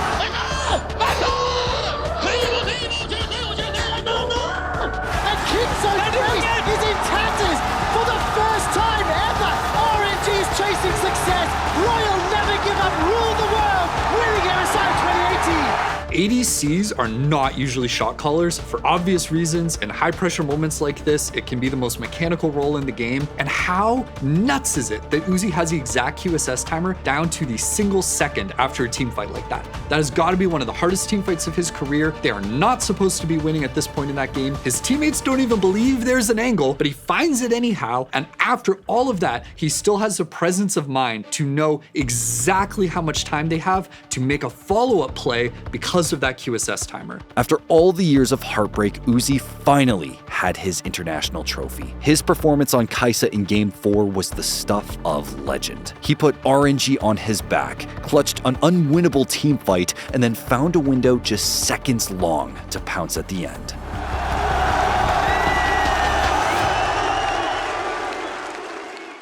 TheShy has made his way onto the inhibitor turrets, onto the Nexus turrets. They're going to be taken down. KT still marching. It's a base race. Worlds 2018 gave us one of the most unpredictable brackets ever, and Invictus Gaming thrived in that chaos. The quarterfinal between IG and Korea's top seed, KT Rolster, was already off the rails before Game 3. With two quick business-like wins, it was like the Chinese org had an appointment that they needed to make. This is so mind-boggling to me because IG are winning in ways that they normally don't win. This is TheShy on a tank player. This is Balan, one of their weakest players, as a pretty much an MVP frontrunner on that Rakan, and it's the fact that they're not using counterpick on red side to win. So not the players we expect to carry who's carrying in this game. You know, in hindsight, this was basically the real grand finals. Both of these teams have been absolute juggernauts that summer in their respective regions, and now both of them had their eyes on the Summoners Cup. The upstart IG, whose last Worlds appearance was in 2015, looked poised to eliminate the favorites KT in front of their home crowd. KT was a team considered so good coming into this that they were one of the two options that was considered equal to 14 other teams. And now one of those 14 teams says you get one more shot. But the series would come to be defined by the unforeseen curveball IG threw in Game 3. Not only for his own matchup, but also for things like Xin Zhao. Oh, baby!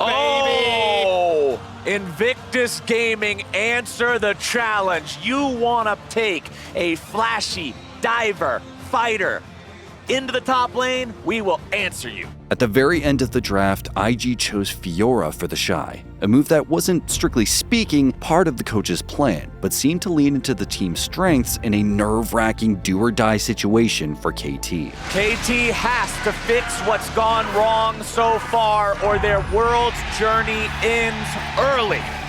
For the Korean favorite, the first seed, the hometown heroes. TheShy, alongside IG's jungler Ning, focused on pressuring KT's top laner Smeb, and it paid off. Ning and TheShy versus Smeb underneath the turret. Nice repose to find the stun. Smeb has to try to outplay this even further, but it's not going to be done, and there's the skill you guys were talking about. It goes from bad to worse for Smeb here. TheShy already earned his own lead in a huge aggressive matchup there on the top side. As TheShy continued to get ahead, Smeb fell further and further behind, enabling IG to seize a structural advantage on the Rift. But as the match dragged on, the top lane gap narrowed, and TheShy was running out of chances to close out the game. TheShy grabs the Drake. He has TP to get into this fight. Baron at 2,500 HP. Ning waiting to go in. It's going to be secured now by Yukao. Fight's breaking out. Stun comes down. It's going to be Moss that kills first. IG looking to find their fight right here. The damage comes through. Smeb makes his way into the fight as Rookie's taken down. There goes even more burst coming out on the depth. KT have lost almost everyone, but they're still trying to fight back. It's Yukao cleaned up. Score's the only survivor. TheShy into the base. This could be the end. We have 7 seconds left on Mata. Rakan will come up first, and he's coming up quickly. I don't think he can do it. TheShy has to get out of there. Or he doesn't. He goes after Score. One more hit could do it, but he won't be able to find it. Mata keeps his ally alive, and now TheShy has to get out. So with his teleport down and KT knocking on the door of his team's base with Baron, TheShy made a fateful choice. The base race was on. Nexus turret number 1, taking down to half HP. KT looking to end it right here, right now. Ning taking down to half. It's Shy versus Smeb at the base at the same time. Mata's going to be taken very low. Yukao barely going to be kept alive. Score taken down to one corner. Smeb nearly going to be killed now as well. Def taken so low. The Blade Call is not able to find him. Def goes on a killing spree. It's TheShy still in the base. It's KT looking to try to stand and fight if they can. TheShy has made his way onto the inhibitor turrets, onto the Nexus turrets. They're going to be taken down. KT still marching. It's a base race. TheShy's onto the blue Nexus. KT's onto the red. Who's going to win? TheShy will not. And KT takes it to game 4. Holy crap! They won the top side 4v4 with Baron buff on. KT roster still are in Worlds! It was so close that not even the casters knew who won. Even the spectator cam thought that TheShy's Fiora was gonna get that last hit. Whenever people ask me what a base race is in League of Legends, this is what I show them. TheShy was a pair of auto attacks away from sealing the game for IG. It was that close. If Smeb hadn't kited him for as long as he did, TheShy might have been able to win the race on his own. Instead, we got the most thrilling base race ever. IG did ultimately close out the series in 5 games and went on to become the first ever LPL team to hoist the Summoners Cup. But in the quarterfinals, TheShy's chaotic energy and a frantic finish made this one of the game's most memorable moments. 2 auto attacks separated KT Rolster from a game 4 and a ticket home. What a series. Okay guys, we're approaching the final act of our biggest League of Legends video yet. Thanks to you guys for watching and supporting the content, and also thanks to our sponsor, Progressive Insurance, for helping to make this possible. You chose to hit play on this video today, smart choice. Make another smart choice with AutoQuote Explorer to compare rates from multiple car insurance companies all at once. Try it at progressive.com. Now get a box of tissues ready because trust me, you're going to need it for the end of this video. Thanks for watching, and we'll see you for the next one. How do you stop TheShy? He gets dove at level 3s, but so far behind, and he finds plays like that. In 2018, League of Legends fans witnessed the rise of the LPL. And one of the biggest reasons for that was Invictus Gaming's stupendously aggressive top laner, Kang TheShy Sungluk. Rogue Warriors, yeah, they're looking to make a play. TheShy's like, come at me, let's go. I'll take out Flawless anyway. Now he's in the 1 versus 1, and I'm not actually feeling joy of his chances. Here comes the dunk, the 1 versus 2.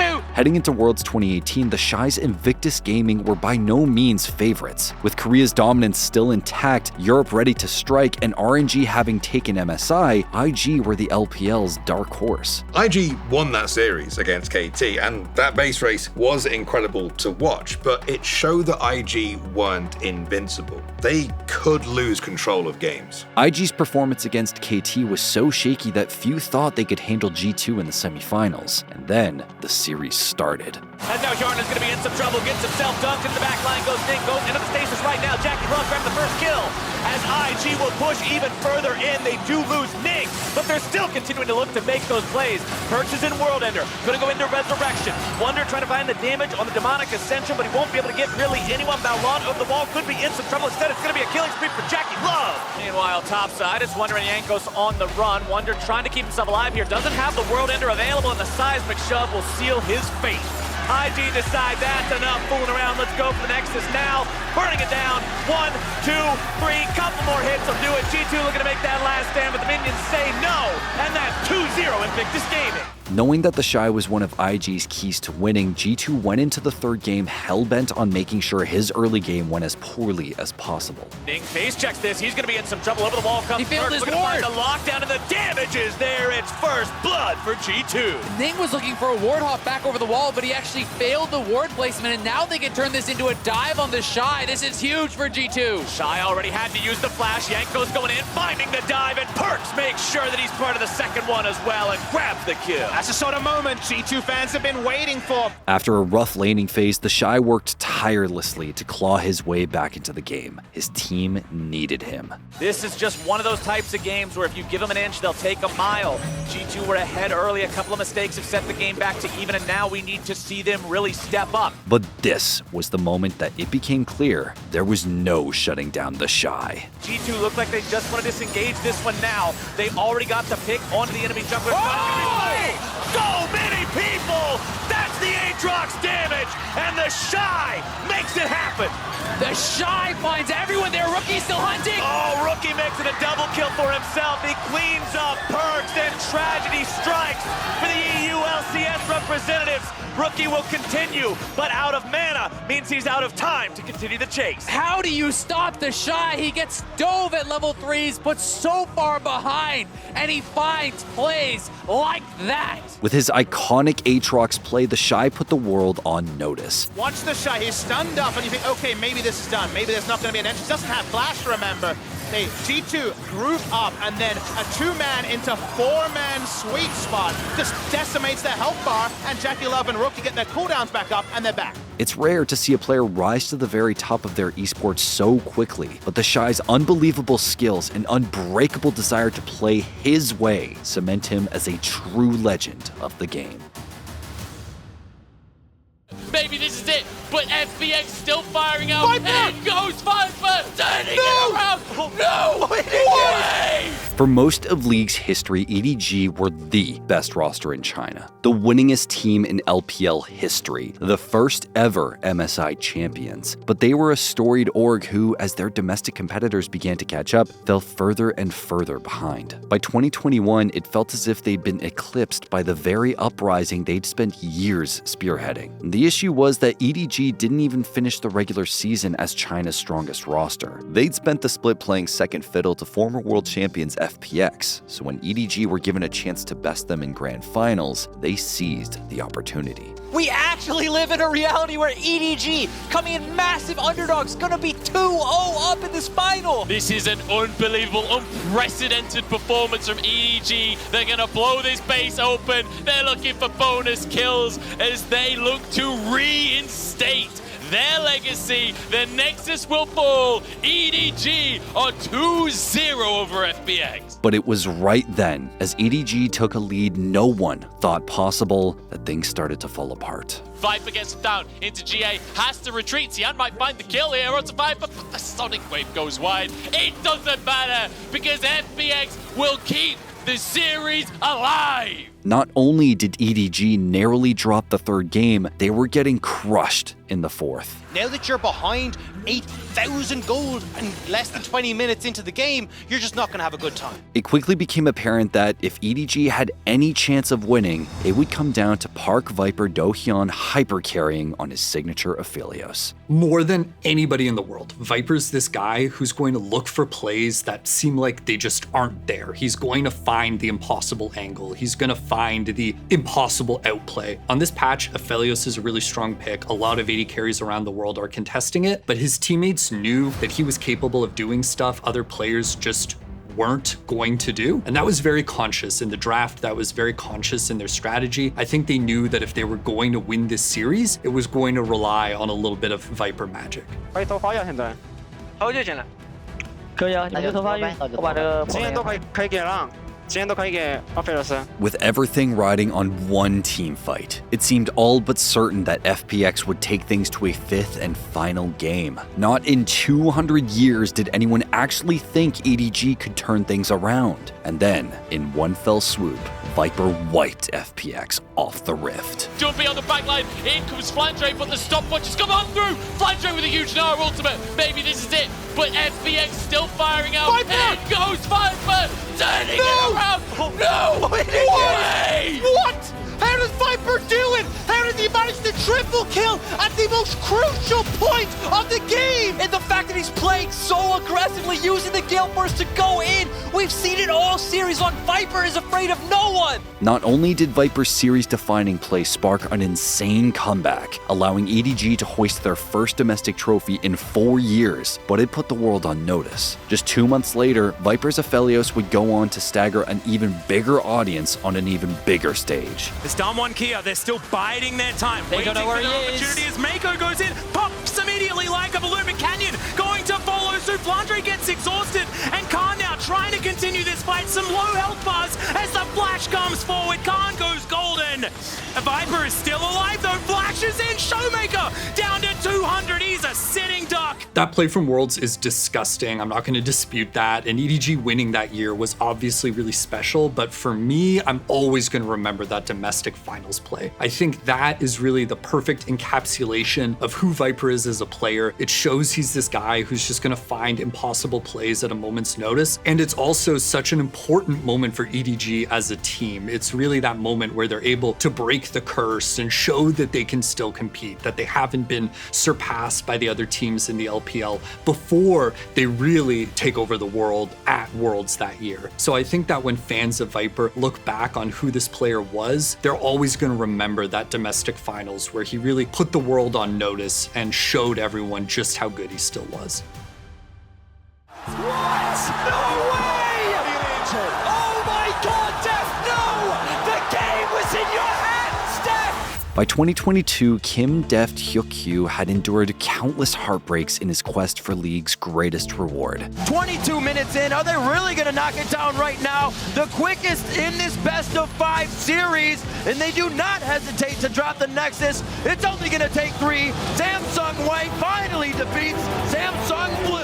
Time and time again, he fell short at the World Championship. Time and time again, he picked himself back up. So when DRX took to the Rift against EDG in the quarterfinals later that year, a lot was at stake for Deft. He was a world-class ADC who, despite winning MSI and domestic titles, playing on teams in China and Korea, was cursed to always fall short at Worlds. What's more, EDG housed Deft's former lane partner Mako, who'd gone on to win Worlds without him. Deft's story up to this point had been pretty tragic. He'd been EDG's star player for a long time, and although they'd always been international contenders with him, it wasn't until after he left that they were finally able to win Worlds. It was just sad, you know? You had this incredible player who fate just refused to smile on. For Deft, this wasn't just about making it to the next round. It was about breaking his curse. And after a brutal Game 1, he saw an opportunity to close out Game 2 and get DRX on the board. Deft TP's to the top lane. They've got to get back to the base.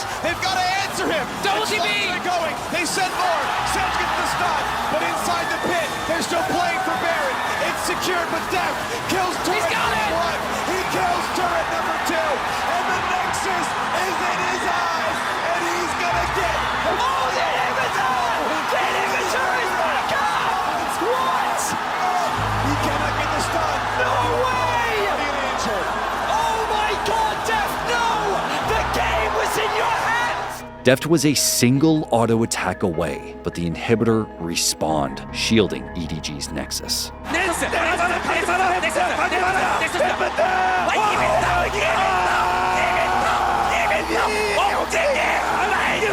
Down 2-0 in the series, it felt like Deft's quarterfinal curse had reared its head in the meanest way possible. No one would have blamed him for crumbling. Just thinking about it, if that happened in my game, where like you're one auto attack away from winning and then it doesn't happen and then you lose and you have to go back, I don't know how it would recover. But Deft didn't break. Scout has to burn his Zonias.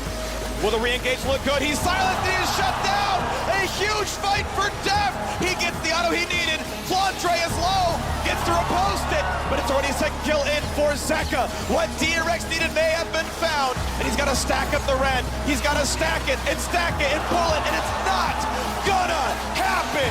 3-0, DRX are back! Slowly but surely, DRX clawed their way back into the series, and, defying everyone's expectations, proved they had the mental fortitude to close it out. 2,942 days ago, Deft won a Worlds quarterfinal, and today, thanks to Zeka, he does it again! Despite almost losing to EDG, DRX went on to defeat Gen G in the semifinals and faced off against T1 in the grand finals, where Deft would finally claim his world's trophy. Guma will have to fire right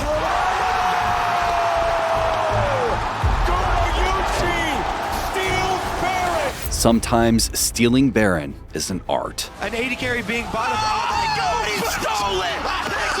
Comes up with a big one steal! Other times, it's a science. Can he get the flux in here as he is going to use the Realm Warp blank? He's going to get in there. Thank God, Baron again! But in the final game of Worlds 2022, it became something else entirely. 20,000 people in this arena, and there is only one game between you and hoisting that trophy that sits center stage. Grand Finals, DRX T1. Faker's first crown in 6 years. Deft's first crown ever. By Game 5, Lee, Gumayusi, Min-hyung had already pulled off 2 otherworldly steals. It was already shaping up to be the greatest Worlds final of all time, but little did we know, the best was yet to come. Barrel's getting locked down, but he gets away. Lots more damage pouring in, but not enough to kill him just yet. P06's coming around from the side. Kingan's on the flank now too.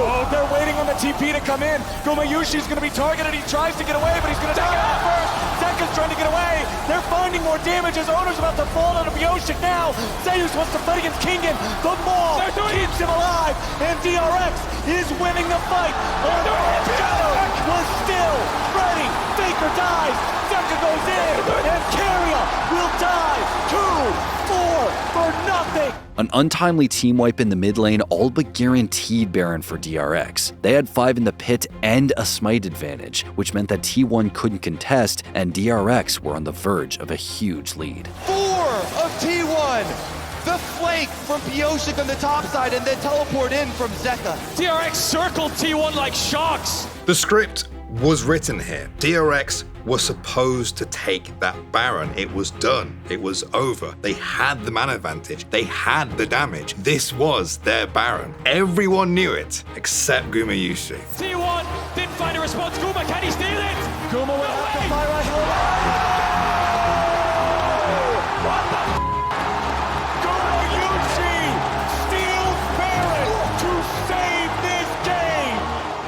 In what might just be the most insane objective steal of all time, Gumayusi threaded a needle past 5 champions at the exact moment Baron fell within the smite threshold, blind. It was an impossible theft. Guma will have to fire right here.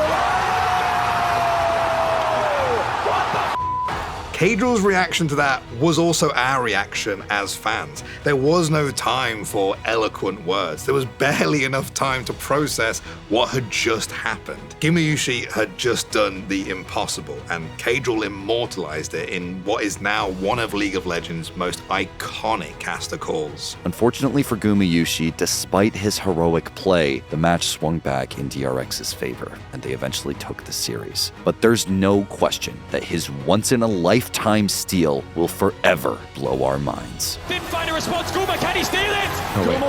Oh my god! Guma will have to fire right here. You got the Baron steal! Dude, I was typing on Twitter and go, what the Didn't find a response. Oh no! Oh no! Oh my god! Faker looking to make the play. He gets ruler. Owner goes in. Sometimes a play is instantly iconic. Just bring it down to magic. I'm just like, he's the GOAT. Like, he decided that he was going to do it this way, and it worked. Sometimes it soars into the history books the second it's made. I actually jumped out of my chair and started screaming at the TV. I was like, I've never seen anything like that. I've never seen anything like that. Sometimes a play is more than just a play. It's a signature, a sign-off, a statement. 네, 딱 각이 보였습니다. 그래서 앞으로 나아갔습니다. Worlds 2023 semifinals. China versus Korea, JDG versus T1. The inevitable golden road against the very god of the game. But unlike other matchups, the stakes for this one were set 6 years earlier, at Worlds 2017, when a single ultimate put the final nail in the coffin of the greatest dynasty League has ever known. You can see the flash ult left. They've caught Faker. They've got the CC. The mid laner is down. The unkillable Demon King has done just that. Ruler on the Nexus. The upset is complete as the kills come through. The SKT dynasty is over. All hail the new kings, Samsung Galaxy. That wasn't just any loss. That was the loss that ended the SKT dynasty that Faker had spent years building. And now it was personal. He had the chance to lock in his spot at Worlds 2023 Grand Finals and get his revenge on Ruler. Heralded as the true finals of Worlds that year, the series was extremely tight. Sitting at 1 game apiece, JDG and T1 battled for minuscule edges in Game 3. It wasn't until T1 started giving up picks and eventually Baron that JDG saw an opening. But for the next 2 minutes and 20 seconds, it is JDG who are favored. Not quite enough members in the mid lane to bully this tower down, but the empowered cannon minions will be more than enough. And again, eyes on Ruler! Kuma forced to flash. Clean arrows from missing this game. Owner has to be careful here. Flick back, not quite going to connect. Owner able to walk this one out. A tier 2 tower in the sights of JDG. They should be able to get this easily. A similar story for 369 on the bottom side. T1 just need to weather the storm. But it wasn't just JDG that saw an opportunity. Faker did too. And the heal is good in lane, but once you get out, it is very tough not to have the cleanse. Stays on the flank. Here's inside. TP coming in. Faker looking to make the play. He gets Ruler. Owner goes in. And again, the combos are clean. The hostile takeover is damn well hostile. T1 looking to leave no survivors alive. 369 and then the entire team will get absolutely nothing. T1 in the clutch are too damn clean. Ruler had flash. Faker was on a ward. There shouldn't have been an opportunity to begin with, but of course, Faker found it. The fact that he does it on that stage, in that moment, against that player, it's too much. It's too good. Off the back of the Unkillable Demon King's otherworldly initiation, T1 barreled down mid lane and closed out the game. JDG's mental was shattered. There was nothing left between Faker and victory. They've taken down BLG. They've taken down LNG. It is not LPL versus LCK. It is T1 versus the LPL. And they like those odds. I knew the game was over, and I was like, I have to tell someone about this. I went straight to Twitter, and my Twitter is just exploding with, Faker, what was that? Like, revenge for Ruler, all of this stuff. And I think that, to me, might be one of my most favorite League of Legends moments of all time. In that split second, Faker didn't just exact revenge. He reminded everyone that League didn't just begin with him. It'll end with him as well. 네, 기분 좋고요. 네, 저는 무엇보다도 이렇게 많은 분들이 있는 앞에서 경기를 할 수 있었다는 것 자체가 너무 감사하고, 사실 승패는 저는 그다지 중요하지 않아요. 그냥 경기를 할 수 있음에 감사했습니다. No esport has changed as much as League of Legends. It found success despite the humblest beginnings, then took over the biggest stages in the world. We never knew for sure it would stick around. It still has, and it's given us more than we could have ever hoped for. The people. I love League of Legends! The players. Blitz is going to be able to have a chance to come back. Wansuck again getting caught a bit. How does he hit every single one? Our greatest champions embody the game. They're players who have learned, persevered, and grown, who can pick themselves up after being knocked down and find a reason to turn yesterday's hardships into today's victories. Players and personalities who will inspire a generation of new stars. Being underdog doesn't mean being a loser. So from all of us who love this game, thank you. Thank you for watching and playing and memeing. How good is it to get a pentakill at the LCS All-Stars? Everyone else is trash, right here on the show. Everyone else is trash. For laughing and crying. For building a global community of fans, rivals, and friends. All aboard the Korean hype train, SK Telecom G1. I walked into the room. I've never seen a man so gorgeous. You're the reason that we're all still here. Now, it's time to queue up again. Sethmon going down, but is he going to be enough? Dudley is going to be. Oh! Darshan wants to kill him. That's a little ambitious. Oh, the double TP! It's showing him the double TP! He only thought it was one. He saw everyone coming. No way! Reckless goes down, Zatai gets a bonus. The quadra kill for Hootie. Expect gets caught down. He's got PA, remember, but he needs Mega. Not dead the Tarek ultimate. But defensively, The greatest team in the history of League of Legends, taken down by the greatest team Europe has ever produced.